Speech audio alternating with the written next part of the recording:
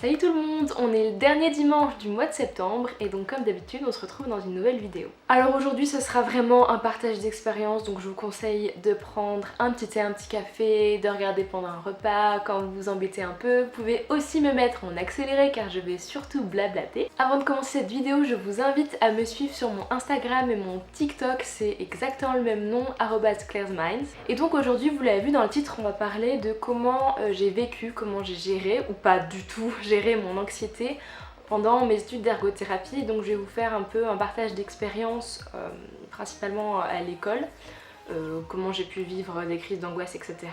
Quels sont mes conseils, et après en stage. Donc juste avant de commencer, je voulais quand même faire des petits trigger warnings. On va parler anxiété, on va parler de mise en situation, donc il y aura les mots suicide qui vont sortir, crise d'angoisse, attaque panique, forme de mutilation également. Donc voilà, je vous préviens, si c'est un sujet trop sensible pour vous, si vous voulez regarder la vidéo quand même, gardez-la quand même quand vous êtes dans un endroit safe ou que vous êtes accompagné. Parce que ça peut toujours trigger rien que d'entendre les mots, donc faites attention à vous. Donc je voulais d'abord commencer cette vidéo en vous parlant de mes expériences avec mon anxiété à l'école d'ergothérapie. Donc une ou deux situations que j'ai pu vivre à l'école qui ont pu me causer des petits soucis.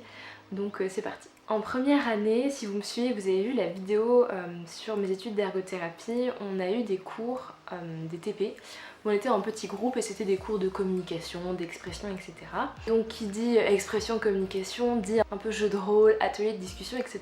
Et ce jour-là, ce qui a commencé un peu à me trigger, c'est qu'on devait fermer les yeux et appeler son partenaire pour qu'on se retrouve à la voix. Donc déjà on avait un sens en moins. Je pense que si vous aussi vous êtes anxieux, vous savez que quand on vous enlève un peu le contrôle, il y a un petit peu des angoisses déjà qui commencent à monter. Donc déjà ça pose un peu le contexte. Faut savoir aussi que c'est des salles illuminées par des néons et on est un peu en sous-sol, donc si vous voulez il n'y a pas grand lumière naturelle, donc c'est aussi un des aspects qui fait que quand j'allais dans ces salles-là, je savais en général que j'étais plus susceptible à une attaque panique qu'autre chose, quoi. Donc après l'exercice où on devait chercher son partenaire, on a commencé un peu à se mettre dans des mises en situation, justement en tant qu'ergothérapeute, qu'est-ce qu'on ferait si telle ou telle situation arrivait. Et on arrive à la situation où le prof demande, évidemment je ne dirais pas entre guillemets la prof si c'est une prof ou le prof si c'est un prof, je vais généraliser en disant le prof pour pas non plus que ce soit visé, parce que le but ce n'est pas d'incriminer quelqu'un, c'est de vous raconter mes expériences. Donc je dirais toujours le prof, comme ça vous savez c'est une généralité. Donc du coup le prof a parlé justement des mises en situation avec des personnes qui nous diraient comment on réagirait si on savait qu'un patient allait faire une tentative de suicide. J'ai fait une attaque panique directe parce que ça reflétait et c'était un trigger pour moi par rapport à ma propre histoire. Je suis partie d'un coup en tremblement, j'étais en train de commencer à pleurer, etc. Je me sentais pas bien, j'avais des palpitations, enfin vous voyez les symptômes classiques. Et ensuite je me souviens pas de grand chose, juste que des camarades, des amis, des copains, je sais même plus qui l'a fait, on allait en sortir je pense une quinzaine de minutes, je me souviens même pas de la fin du cours, je sais même pas si je suis revenue, enfin voilà. Donc première expérience, c'est pour vous montrer que un certain contexte environnemental, que ce soit lumière, bruit, espace, plus un petit trigger, je veux dire c'est un mot, mais qui fait que comme j'étais pas encore suivie par un professionnel de santé, un psychologue, ben c'est rien que ce mot ça m'a complètement déclenché une crise, quoi. Juste avant de passer à la deuxième histoire, juste pour clarifier, j'ai eu plusieurs événements traumatiques dans ma vie, sauf qu'à cette époque-là, en première année d'ergothérapie, je ne savais pas que je souffrais d'anxiété généralisée, que j'étais hypersensible et sensorielle, enfin voilà. Donc c'est pour vous dire que c'est des situations où je ne m'étais pas préparée à ces crises-là, puisque je n'étais pas au courant de qui vraiment j'étais au niveau psy. Donc forcément, vous allez voir, quand je retourne dans le même contexte, c'était quasiment la même salle, c'était au sous-sol, c'était les mêmes éclairages. Sauf que cette fois, j'ai fait une crise d'angoisse. En fait, c'était insidieux. On faisait en fait un travail de groupe, je saurais même pas vous dire ce que c'était exactement, je saurais même plus vous dire la matière, tout ce que je me souviens, c'est que j'avais l'impression d'entendre un bruit de fond comme un bourdonnement parce qu'en fait on était chaque personne était avec son groupe dans la petite salle de TP mal éclairée avec des néons Et ce bourdonnement, ça m'a tellement tapé sur le système. C'est aussi en lien avec mon hypersensorialité. Et du coup, crise d'angoisse, j'ai commencé à hyperventiler, etc. Enfin, vous connaissez la suite. Du coup, qu'est-ce que moi j'en ai tiré comme expérience et comment après, justement, j'ai mieux vécu avec mon anxiété à l'école, parce que c'est vrai qu'il y avait quand même des contextes qui sont propres à chacun en fonction de vos hypersensorialités, etc. Ça va vraiment dépendre de chaque personne, mais déjà, je me suis recentrée un peu sur moi-même et j'ai essayé de comprendre quel contexte pouvait provoquer des crises chez moi. Donc comme vous voyez, quand j'étais au sous-sol avec un éclairage néon et peu d'éclairage naturel, c'était compliqué, donc je savais que j'allais, vous voyez, devoir bien dormir ou de temps en temps faire un peu de cohérence cardiaque et un peu me recentrer, bien respirer pour éviter de surventiler et de partir en crise d'angoisse. Ensuite, accepter que c'est ok de faire une crise d'angoisse, parce que à ce moment-là, quand j'ai fait une attaque panique et une crise d'angoisse, je me suis dit mais c'est la fin de la terre, tout le monde va me juger, alors qu'on est en études d'ergothérapie, on est censé apprendre l'empathie, mais je me suis quand même dit que tout le monde allait me juger. Et du coup, en fait c'est comme si je me battais contre cette angoisse, au lieu entre guillemets de l'accepter, de la prendre, que ça dure une dizaine de minutes et que ça parte. Vous voyez? Et pour que ça parte, entre guillemets, il faut apprendre à se connaître et apprendre à savoir quelles sont nos stratégies de compensation, qu'est-ce qu'on fait, qu'est-ce qui nous fait du bien. Par exemple, ça peut être aller prendre l'air frais, demander une pause de 5 minutes pour aller prendre l'air frais, ou demander à aller aux toilettes. Ça peut être de citer 5 choses qui nous entourent, de compter jusqu'à 30, ça peut être d'avoir toujours quelque chose de réconfortant dans son sac, donc je sais pas, par exemple une peluche, ça je sais que ça m'a beaucoup aidé. Et oui, pourtant j'avais 20 ans. Pour tout ce qui est sensorialité, ça peut aussi être un câlin très serré. Ça peut aussi être le fait d'amener son casque anti-bruit, d'emmener des bouchons et de prévenir le prof que voilà, si à un moment je mets mon casque, c'est pas que je ne veux pas ne plus vous entendre, mais que peut-être que les autres élèves font trop de bruit quand on travaille en groupe, que du coup j'ai besoin de me couper. Et aussi un truc hyper important, c'est si vous avez l'impression d'avoir besoin d'aide, que vous avez l'impression que vous êtes submergé par vos émotions, demandez de l'aide. Et ça paraît énorme, mais ça peut commencer par trouver une personne à qui se confier, pas forcément un professionnel de santé, mais trouver une personne à qui se confier. Et aussi, si cette personne de confiance se dit que c'est un peu trop pour elle à recevoir comme information, parce que des fois ça peut aussi être très angoissant pour la personne qui reçoit toutes ces informations, peut-être se renseigner sur des professionnels de santé, regardez s'il n'y a pas un service de psychologue gratuit sur le campus. Moi c'est ce qui a été le cas et ce qui m'a un peu débloqué, même si c'est pas forcément avec ces psys là que j'ai pu vraiment me sentir pleinement prise en charge, ça m'a quand même débloqué le truc que ouais, j'avais besoin d'aide. Et parfois ça peut prendre du temps de trouver le ou la bonne psy. Aussi un dernier point que j'ai appris avec ces crises d'angoisse, c'est de communiquer, et que malheureusement je n'ai pas assez fait. C'est vrai qu'on a toujours l'impression qu'il y a une énorme barrière entre nos profs et nous, et j'ai envie de vous dire, ne faites pas les mêmes erreurs que moi, parce que après je sais pas comment ça se passe en France, je sais pas si vous êtes des grosses promos, mais j'ai quand même l'impression qu'en Belgique les promos sont assez petites entre guillemets, et je peux comprendre qu'en première année il y a un peu cette barrière, mais si vous passez en deuxième, que vous avez vos crédits, que vous voulez vraiment faire ergo et que vous vous dites bah voilà, je vais quand même bien m'entendre avec mes profs, c'est aussi d'en parler peut-être avec un prof référent, avec un prof qui fait partie de la coordination. Voilà, leur dire que parfois ça peut arriver de faire des crises d'angoisse, que vous êtes une personne anxieuse et que du coup vous avez peut-être besoin que les profs le sachent sans forcément qu'ils fassent quelque chose, mais juste qu'ils l'aient dans le coin de la tête et qu'ils se disent pas oh là là, quel élève irrespectueux, il demande d'aller aux toilettes cette semaine, 2 jours d'affilée, c'est bizarre quoi. Vous voyez, histoire qu'il y ait de la communication. En fait c'est surtout pour éviter les quiproquos, parce que c'est vrai qu'il faut aussi se mettre à la place de vos profs.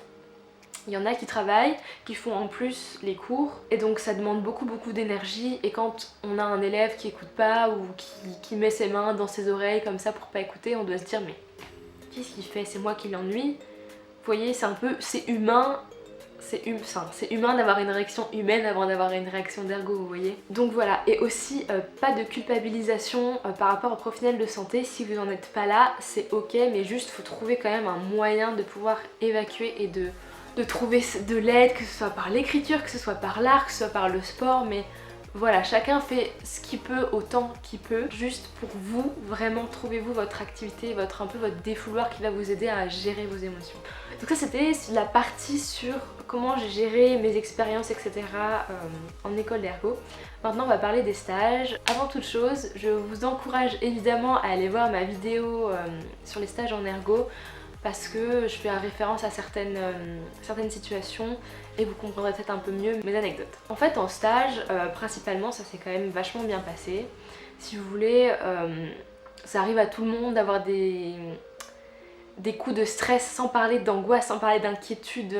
Ils sont là beaucoup pour des choses qui ne sont pas encore arrivées, mais d'avoir des coups de stress parce que c'est un stage, surtout les premiers stages, on a l'impression d'être perdu, on a l'impression de rien savoir. Enfin voilà, c'est normal de stresser. Maintenant, il y a vraiment un stage où l'anxiété m'a vachement pesé, c'est quand j'ai fait mon stage en école spécialisée. Donc c'était une école spécialisée pour les jeunes. C'était comme un lycée si vous voulez au niveau de l'âge, mais sauf que c'était pour des jeunes qui présentent un TSA, un trouble du spectre autistique et une déficience intellectuelle, donc une DI. En fait ce stage, mis à part les quiproquos qu'il y a pu avoir avec mes maîtres de stage, on en parlera après, mais là je vais d'abord me concentrer sur la population. C'est vrai que la population TSA et DI peut amener beaucoup de troubles de comportement, et c'est vrai que par exemple j'avais besoin de beaucoup de temps pour m'isoler parce que parfois il y avait des jeunes qui faisaient beaucoup de bruit répétitif, vous savez les mêmes quand un jeune peut venir taper comme ça sur un mur etc. Et le temps que le prof arrive pour essayer de calmer la situation, ça a déjà eu le temps, vous voyez, entre guillemets, de raisonner dans ma tête et de commencer à faire une crise d'angoisse petit à petit. Puis après il suffit que j'ai pas pris l'air pendant 2-3 heures et je sente que ça monte, donc c'était un environnement assez anxiogène pour moi. Et du coup, ce que j'ai fait, c'est que j'ai mis en place mes propres systèmes de compensation, mais qui ont, eux, mené à des quiproquos avec les maîtres de stage. Je vous explique. Quand je suis anxieuse, si vous voulez, oui je vais faire des crises d'angoisse, mais je vais aussi faire des petites choses qui font que c'était pas forcément acceptable de le faire devant les élèves parce que eux-mêmes le faisaient. Je m'explique, vous allez comprendre. Je suis du genre à m'arracher la peau des doigts depuis très longtemps parce que c'est un peu ma forme pour évacuer mon stress, sauf que c'est très mauvais parce que c'est une forme de mutilation. Des fois je peux saigner très fort, et quand je dis une forme de mutilation je n'exagère pas parce que j'ai déjà plusieurs fois, attention c'est glauque, arraché ma peau beaucoup trop haut sur le doigt et ça saigne très fort.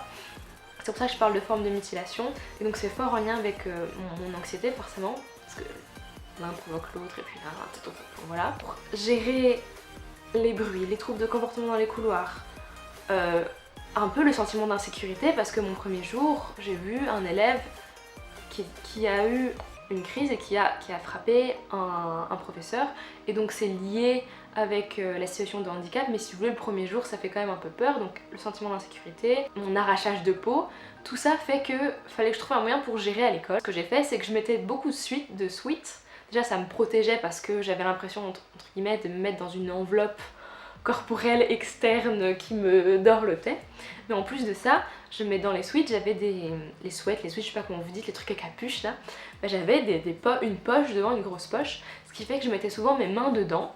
Et c'est vrai que, après coup évidemment je n'ai pas pensé à ça, mais ça faisait un peu, je me mets mes mains dans mes poches tout le temps dans les couloirs, dans les récrés etc, c'est que je m'en fous, je suis nonchalante. C'est vrai que pour moi j'avais pas besoin d'expliquer pourquoi je faisais ça, parce que je considère que j'ai pas à me justifier de comment je compense mon anxiété, sauf que ça a pu être mal interprété, et ça peut être interprété par les différents acteurs de l'école comme ouais elle est un peu je m'en foutiste, pour elle a tout le temps les mains dans les poches, enfin vous voyez le cliché des mains dans les poches.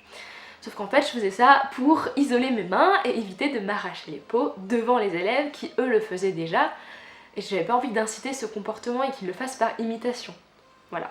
Donc du coup c'est pour vous dire que encore une fois la communication quand on a des petits troubles psy comme ça c'est hyper important. En fait moi j'en suis rendu compte à mon évaluation de stage que ça avait été mal interprété. Donc si vous voulez, les maîtres de stage n'ont pas à tout savoir sur vous, mais quand même je pense qu'il y a une part de transparence vis-à-vis de vos soucis qui peuvent impacter le stage, parce que pour le coup mon anxiété dans ce cas là pouvait très bien impacter le stage, et le stage pouvait également impacter mon anxiété. Vous avez l'occasion, si vous vous sentez en confiance, même si c'est pas forcément avec l'ergo qui va vous noter, si c'est avec une autre personne, même si c'est avec un infi, peu importe, d'en parler pour essayer de trouver les mots afin de pouvoir vraiment bien en parler avec les personnes qui vous encadrent, que ce soit via l'école ou que ce soit sur le lieu de stage. Et encore une fois, identifier son environnement sonore, son environnement naturel, etc. C'est hyper important pour vous comprendre et pour comprendre comment évoluer dans ce milieu sans vous faire du mal et sans que ce soit non plus trop dur pour vous d'aller en stage. Par exemple, du coup, ce stage était vraiment très... Enfin, c'était un challenge pour moi d'y aller tous les jours parce que j'avais des hyperstimulations. J'avais besoin de m'isoler 2-3 fois par jour, histoire de 2-3 minutes, histoire de reprendre mon souffle. Et du coup, je me suis dit, mais qu'est-ce qu'ils font les élèves avec un TSA et un DI quand ça va pas et qu'ils sont hyper stimulés? Enfin, je veux dire, je me suis inspirée de mon environnement et en fait je me suis rendu compte que non, les casques anti-bruit ce n'était pas que pour les personnes qui étaient en situation de handicap et dans certaines institutions. Je pouvais très bien m'en servir, m'en acheter un, et c'est ce que j'ai fait l'année passée quand on était en distanciel.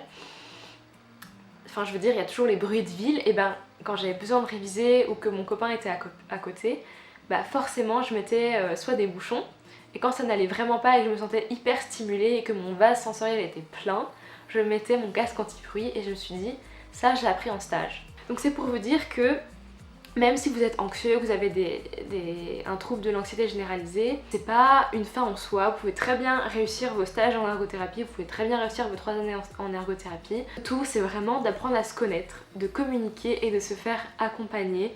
Et ça me tenait à cœur parce que peut-être que certains d'entre vous, via les cours, vont revivre certains traumas, vont être triggers. Donc surtout, n'hésitez pas, si vous avez l'impression qu'il y a des choses qui vous mettent mal à l'aise, parlez-en, écrivez-le.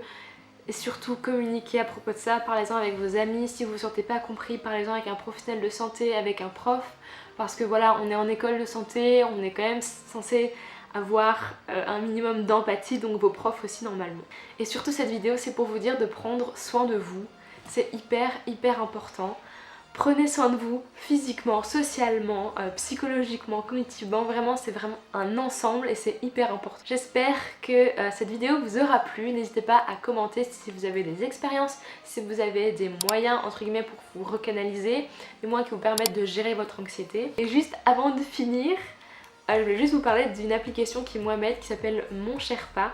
Si ça vous intéresse que je vous en parle un peu plus dans une vidéo capsule de 3-4 minutes, n'hésitez pas à me dire en commentaire. Et n'hésitez pas à vous abonner pour une prochaine vidéo. On se retrouve le mois prochain et puis à bientôt sur Insta. Salut!